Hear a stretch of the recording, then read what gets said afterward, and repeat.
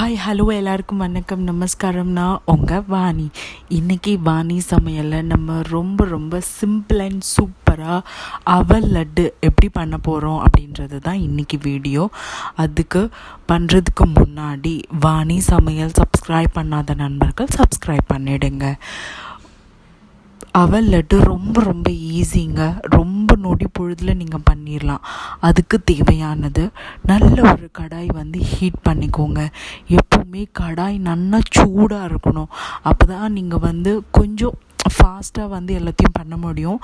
இந்த மாதிரி sweet items பண்ணும் போது காமனாகவே அடுப்பு எப்போவுமே சிம்மில் வச்சு நீங்கள் பண்ணுங்கள். அப்போ தான் உங்களுக்கு அந்த கரெக்டாக உங்களுக்கு பண்ணுறதுக்கு அந்த பதம் கரெக்டாக வரும். ஸோ நீங்கள் அவசரமாக பண்ணிங்க அப்படின்னா கண்டிப்பாக ஸ்பாயில் ஆயிரும். ஸோ அதனால் கொஞ்சம் நிறுத்தி நிதானமாக தான் பண்ணணும். 2 ஸ்பூன் நல்ல நெய் நீங்கள் சேர்த்துக்கலாம். 2 ஸ்பூன் நல்லா நெய் எடுத்துட்டு அதில் உங்களுக்கு என்ன நட்ஸ் எல்லாம் சேர்க்கணுமோ சேர்த்துக்கலாம். இதுதான் சேர்க்கணும் அப்படின்னு கிடையாது. ஸோ நீங்கள் ஈவன் முந்திரி, திராட்சை, பாதாம், பிஸ்தா உங்கள் அதில் நீங்கள் என்ன வச்சுருக்கீங்களோ என்ன வேணாலும் நட்ஸ் சேர்த்துக்கலாம். பிகாஸ் நம்ம ப்ரிப்பேர் பண்ண போகிறது லட்டு தான். ஸோ நான் இன்றைக்கி உங்களுக்கு முந்திரியும் திராட்சையும் எப்போவுமே முந்திரியும் திராட்சையும் நல்லா வறுத்து எடுத்துடணும். அதாவது முந்திரி கலர் மாறும், திராட்சை நல்ல பலூன் மாதிரி புஸ்ஸுன்னு எழும்போம். அதுதான் அதோட கரெக்டான பதம். ஸோ லட்டுக்கு எப்போவுமே டேஸ்ட் கொடுக்குறது இந்த முந்திரி. ஸோ கொஞ்சம் நிறையவே நீங்கள் சேர்த்துக்கலாம், தப்பு கிடையாது. ஸோ முந்திரியை நல்லா இந்த நெய்யில் போட்டு நல்லா வறுத்துண்டு எடுத்து தனியாக நீங்கள் ஒரு பிளேட்டில் வச்சுக்கணும்.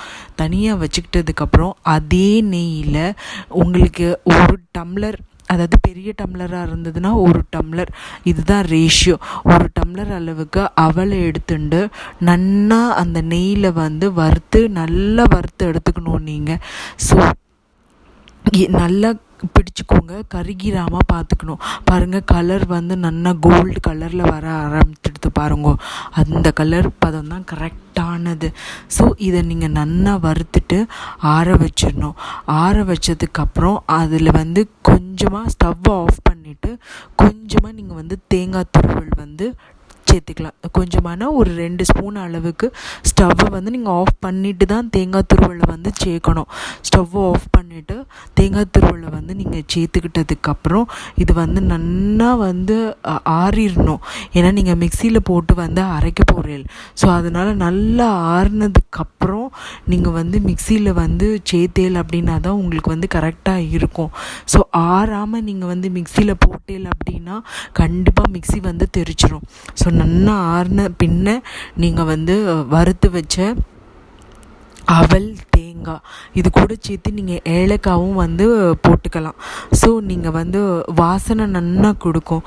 ஸோ நல்ல ஒரு அகலமான பாத்திரமாக எடுத்துக்கோங்க. அரைச்ச அந்த பொடியை நல்லா சேர்த்துக்கோங்க. இதுக்கு இனிப்புக்கு வெல்லம். ஸோ நீங்கள் வெல்லத்தோடு சேர்த்து நீங்கள் ஏலக்காய் பொடியும் சேர்த்துக்கலாம். அதாவது எது கூட வேணாலும் சேர்த்து நீங்கள் அரைச்சிக்கலாம். ஆனால் மறக்காமல் ஏலக்காய் நீங்கள் சேர்த்துக்கணும். வெல்லம் ரேஷியோ பார்த்திங்கன்னா எல்லாமே 1:1 தான். 1 கப்பு அவல், 1 கப்பு வெல்லம், இதுதான் ரேஷியோ. 2 ஸ்பூன் தேங்காய், 2-3 ஏலக்காய், கொஞ்சமாக முந்திரியும் திராட்சை, இதுதாங்க இதுக்கு தேவையான பொருள்.